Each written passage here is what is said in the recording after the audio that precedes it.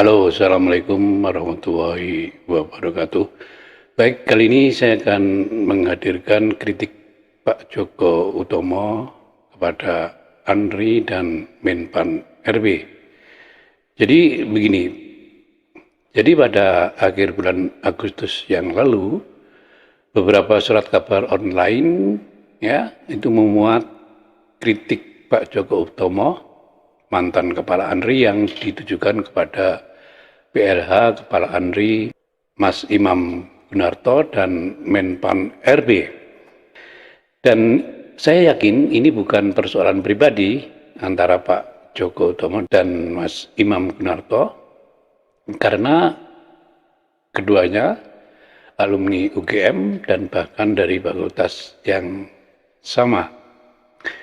Jadi begini, ada dua hal yang dikritisi Pak Joko Utomo, yakni yang pertama masalah pengangkatan Mas Imam Gunarto menjadi PLH Kepala ANRI, dan yang kedua masalah tempat arsip kepresidenan Soekarno.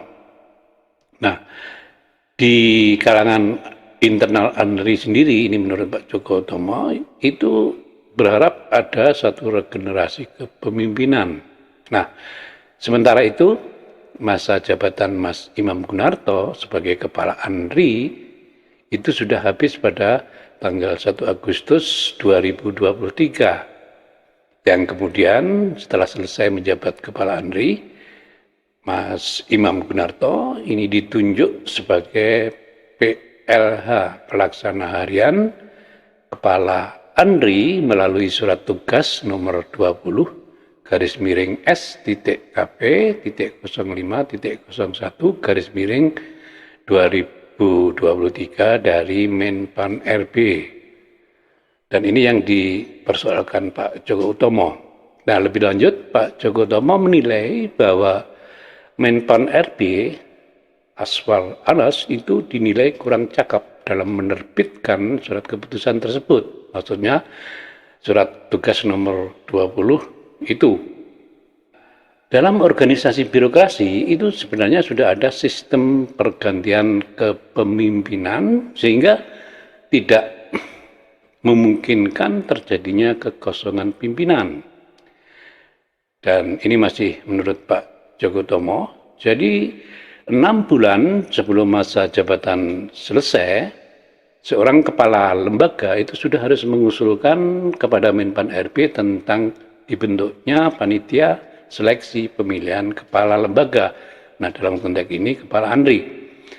Nah, di ANRI sendiri proses itu menurut Pak Joko tidak dilakukan sampai batas waktu masa jabatan kepala ANRI selesai. Nah, di satu sisi Pak Joko mengharap bahwa pimpinan pengganti kepala ANRI itu dalam bentuk PLT, pelaksana tugas kepala ANRI, dan ini tidak dilakukan oleh Menpan RB. Padahal di lingkungan ANRI sendiri itu masih ada pejabat eselon 1 yang sebenarnya bisa menggantikan atau bisa ditunjuk sebagai PLT Kepala ANRI. Nah, sementara itu Menpan RB justru menunjuk Mas Imam Gunarto menjadi PLH Kepala ANRI.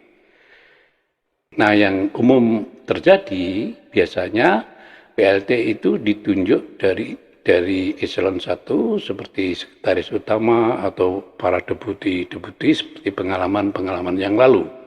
Nah, di sini proses pengangkatan Mas Imam Gunarto sebagai PLH Kepala ANRI itu dinilai Pak Joko Utomo ada kekeliruan etika birokrasi dan etika profesi. Penunjukan Mas Imam Gunarto sebagai PLH Kepala ANRI itu dilihat oleh Pak Joko Utomo sebagai penyimpangan etika birokrasi. Dan yang kedua, dari sisi etika profesi, Menpan RB tidak melihat bahwa sebenarnya di lingkungan ANRI sendiri itu banyak orang-orang yang kompeten di bidang kearsipan. Nah, oleh karena itu Pak Joko Utomo berharap ke depan itu dibutuhkan sosok pemimpin ANRI yang betul-betul mengerti dan menguasai tentang kearsipan pada lembaga seperti Arsip Nasional Republik Indonesia. Ya. Dan berikutnya harapan Pak Joko, jangan sampai ada pengangkatan sosok pemimpin ANRI yang tidak kompeten di bidang kearsipan. Saya setuju pandangan Pak Joko Utomo tentang orang-orang yang menguasai bidang kearsipan di lingkungan ANRI, terutama lulusan luar negeri. Misalnya dari program Enkompas itu melahirkan banyak ahli-ahli kearsipan atau orang yang betul-betul menguasai bidang kearsipan. Seperti misalnya sekedar menyebut nama, itu ada Mas Adi Gesit Pambudi yang tesisnya tentang ini arsip film, dan kemudian ada juga nama Mas Rais Tiwar Pratama yang menguasai tentang buku babon kearsipan atau sering disebut das manual. Ada lagi nama-nama seperti Mbak Intan Litwina itu yang menulis tentang sejarah land archives. Ada Ibu Okeu Yuliana Sari yang menulis tentang Netherlands Ports Intelligence Service, Nevis, dan juga ada Mas Jajang Nurjaman ini yang menulis tentang Budi Utomo, dan juga ada Bu Nadia Fauziah, ya, ini kandidat PhD di Leiden University, dan ada satu lagi lulusan dari Australia, dari University of New South Wales, ini Ibu Desi Pratiwi yang sekarang menjabat sebagai deputi. Namun persoalannya, apakah ahli di bidang, atau sebut saja, apakah mereka lulusan dari luar negeri ini, atau apakah mereka lulusan terbaik dari luar negeri ini dari aspek kepangkatan dan golongan itu sudah memenuhi syarat untuk diangkat menjadi kepala ANRI? Itu persoalannya sebenarnya. Mungkin di antara teman-teman yang saya sebutkan, yakni lulusan dari luar negeri itu, salah satunya Bu Desi Pratiwi, ya, saya kira yang mungkin saya tidak tahu persis dari segi kepangkatan itu sangat layak menjadi Kepala Arsip Nasional Republik Indonesia. Itu Pak Joko. Nah, yang berikutnya Pak Joko Utomo ini ya mengkritisi tentang bangunan gedung arsip Presiden Soekarno, ya. Pak Joko melihat bahwa pembangunan arsip Presiden Soekarno oleh Kepala ANRI pada saat itu, yakni Mas Imam Gunarto, di bekas depot atau tempat simpan arsip kolonial Belanda, ini dilihatnya tidak representatif. Dan menurut Pak Joko, penempatan arsip-arsip Presiden Soekarno di tempat yang sempit seperti itu, ini menurut Pak Joko, menurunkan derajat Presiden sebagai kepala negara dan kepala pemerintahan. Dan Pak Joko Utomo kemudian juga membandingkan gedung kepresidenan itu dengan gedung kepresidenan seperti di Korea Selatan, di Amerika, dan di Malaysia. Ini menurut Pak Joko Utomo. Saya ingin sedikit mengkritisi bahwa di Amerika, setahu saya, itu tidak ada gedung arsip kepresidenan secara khusus. Tetapi kalau museum perpustakaan itu ada yang didirikan oleh yayasan, bukan didirikan oleh negara. Nah, untuk arsip-arsip kepresidenan yang disebut rekod presidensial itu terintegrate atau ditempatkan di NARA, National Archive and Records Administration di Washington DC. Jadi di Amerika tidak ada. Kalau Pak Joko Utomo membandingkan dengan di gedung kepresidenan di Amerika tidak ada gedung kepresidenan. Apalagi di Malaysia juga tidak ada. Kalau dibandingkan gedung kepresidenan di Malaysia tidak ada gedung arsip kepresidenan. Nah, saya ingin menyoroti yang ini ya, ketika Pak Joko Utomo membandingkan dengan gedung kepresidenan di Korea Selatan.